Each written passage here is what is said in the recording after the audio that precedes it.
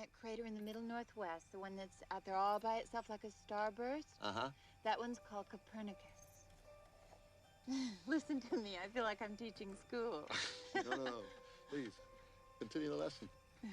I never found lunar geography so fascinating. You're quite knowledgeable. When I was 11, I had diphtheria. I was quarantined for 3 months. So my father brought this telescope and he put it next to my bed so I could see everything out the window. Emmett, do you think we'll ever be able to travel to the moon the way we travel across the country on trains? Definitely. Although not for another 84 years and not on trains. We'll have space vehicles, capsules settle off with rockets, devices that create giant explosions. Explosions so powerful that they break the pull of the Earth's gravity and send the projectile through outer space.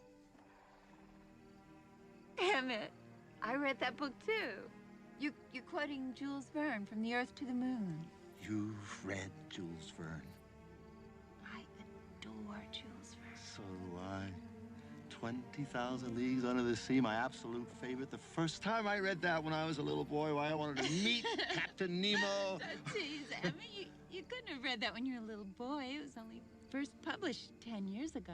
Oh, yes. Well, I meant it made me feel like a boy. I never met a woman who liked Jules Verne before.